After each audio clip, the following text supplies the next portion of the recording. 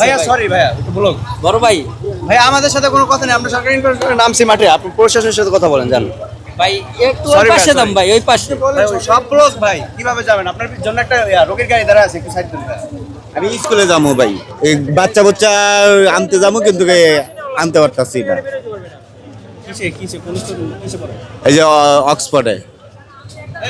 আপনি জানতেন না রাস্তাটা অবরোধ থাকবে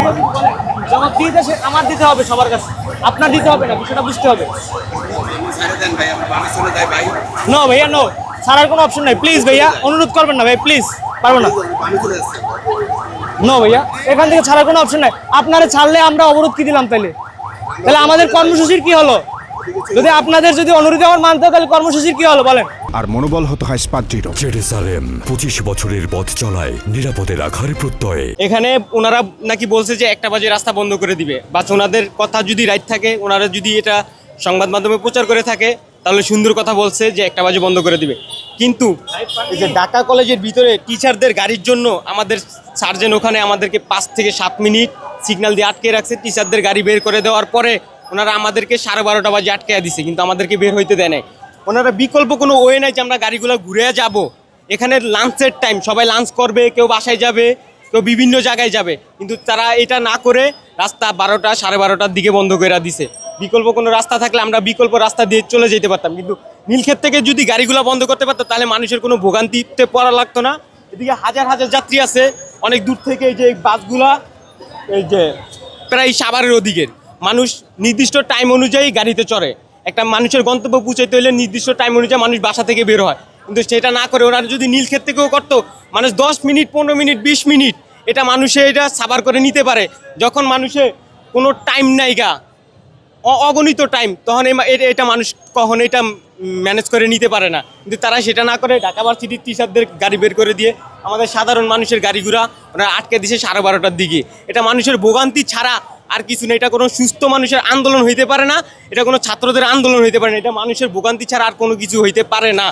কারণ যদি আমাদেরকে যদি ওনারা যদি ভালোই বাসত তাহলে এই যে নীলক্ষেতের ওখান থেকে গাড়িগুলো বন্ধ করে দিত কিংবা এই যে ঢাকা কলেজের এখান থেকে ইউটার্ন আছে ইউটার্ন নিয়ে আমরা চলে যেতে পারতাম কিন্তু ওরা যেখানে গাড়িগুলো বন্ধ করছে এখান থেকে আমাদের কোনো ইউটার্ন নেওয়ার কোনো ওয়ে নাই আমাদের বিকল্প কোনো রাস্তাও নাই যে আমরা বিকল্প রাস্তা দিয়ে চলে যাব কিন্তু তারা বিকল্প কোনো রাস্তাও বের করে রাখে নাই কিন্তু শাহবাগ আন্দোলন করলে বিকল্প হাজার হাজার রাস্তা আছে মানুষ যাইতে পারে কিন্তু এখানে কোনো বিকল্প রাস্তা ওনারা রাখে নাই যে আমরা বিকল্প রাস্তা দিয়ে চলে যাব কিন্তু এটা মানুষের ভোগান্তি ছাড়া আর কোনো কিছুই না এটা সাধারণ মানুষের জন্য খুবই দুঃখজনক এটা সাধারণ মানুষের জন্য খুবই হতাশাজনক এসব কাজ না করা সবচেয়ে বেটার আমরা কাজ করি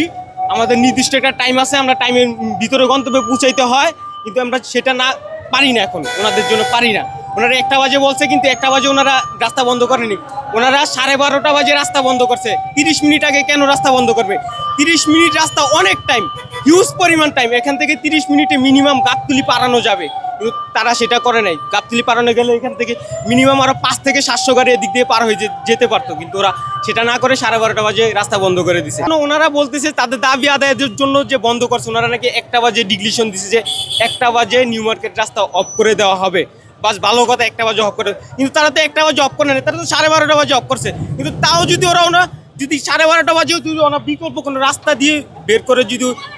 এটা বন্ধ করতো তাহলে মানুষ যাইতে পারতো এটা নিউ মার্কেট বৃহস্পতিবার হাজারো জাম আছে হাজারো মানুষ আছে পাবলিক হাজার হাজার পাবলিক ওনাদের আন্দোলন দেখবে কিন্তু আমাদের 50-60টা গাড়ি আটকে রাখিয়া কিন্তু আমাদেরকে ভোগান্তি ছাড়া কিছুই না